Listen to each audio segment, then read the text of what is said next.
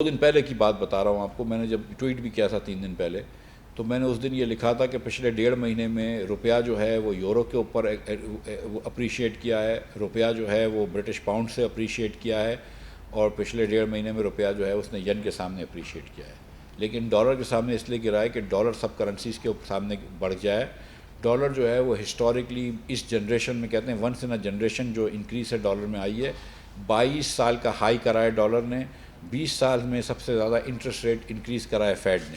جب وہاں پہ کیونکہ امریکہ میں مہنگائی ہو گئی ہے، انفلیشن ہو گیا ہے، تو فیڈ نے انٹرسٹ ریٹ بڑھا دیے ہیں، تو تمام کرنسیز جو ہیں وہ ڈپریشیٹ ہوئی ہیں اور لوگ ڈالرز میں جا رہے ہیں۔ ویسے بھی انسرٹنٹی کے اندر ڈالر کو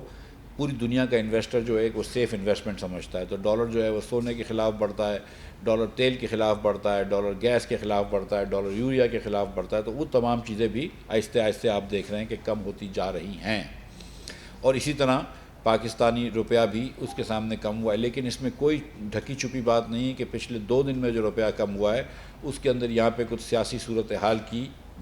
بڑا ہاتھ تھا۔ معاشی ایسی کوئی صورتحال میرے اس میں نہیں نظر میں آتی کہ جس کی وجہ سے روپے کو اس طرح کی مار لگنی چاہیے تھی۔ میں یہ سمجھتا ہوں کہ سیاسی جو ہلچل ہے اس کی زیادہ وجہ ہے، کیونکہ ہم امپورٹ جو ہمارا روپے کے اوپر پریشر ہوتا ہے وہ امپورٹ کی وجہ سے ہوتا ہے۔ جب ہم امپورٹ ہی روک چکے ہیں، جب ہمارا ایکسپورٹ اور ریمیٹنس امپورٹ کے برابر آ گئی ہے، تو اس قسم کے نمبرز آنے کی کوئی جواز نہیں ہے، اس قسم کی ڈپریسیشن کا کوئی جواز نہیں ہے، ماں سوائے اس کے کہ یہ سیاسی ہلچل ہے۔ اور ظاہر ہے کہ پچھلے آپ جیسے جیسے آگے جائیں گے جولائی کہ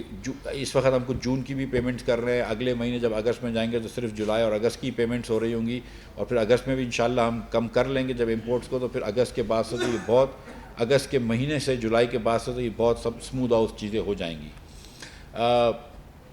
اس کے بعد میں آپ سے یہ بات کرنا چاہتا ہوں کہ اگر آپ ریئل ایفیکٹو ایکسچینج ریٹ دیکھیں اور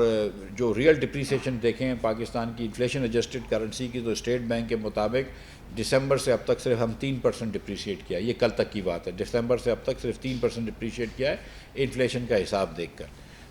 سو کوئی ایسی میں نہیں سمجھتا ہوں کہ تشویش کی بات ہے، لیکن ظاہر ہے کہ یہ جو ڈپریسیشن ہوئی ہے اتنی نہیں ہونی چاہیے تھی، لیکن انشاءاللہ تعالیٰ وہ بھی ٹھیک ہو جائے گا۔ آنے والے چند دنوں میں آپ کو نظر آ جائے گا انشاءاللہ تعالیٰ کہ جب سیاسی صورتحال بھی نارمل ہو جائے گی، اور آپ یہ دیکھیں گے کہ انشاءاللہ تعالیٰ وفاقی حکومت جو ہے وہ اپنا ٹرم پورا کرے گی۔ جب یہ لوگوں کو ایشورنس ہو جائے گی تو پھر انشاءاللہ تعالیٰ یہ چیزیں واپس بھی ہوں گی اور نارملائز بھی ہو جائیں گی۔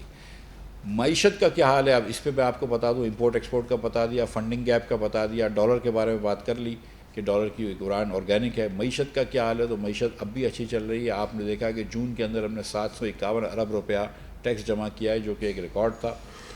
اپریل میں جون میں ہم نے 30% سے زیادہ ٹیکس جمع کیا، جبکہ ہم نے یہ گراس ٹیکس اس سے بھی زیادہ جمع کیا، ہم نے ہائیسٹ ریبیٹس بھی دیے ہیں۔ ہم نے 40 ارب روپے ڈی ایل ٹی ایل میں دیے اور 35 ارب روپے اور ایکسپورٹرز کو دیے تاکہ ایکسپورٹرز کی لیکویڈیٹی ہو جائے۔ تو معیشت کے حال اللہ کی مہربانی سے اچھے چل رہے ہیں۔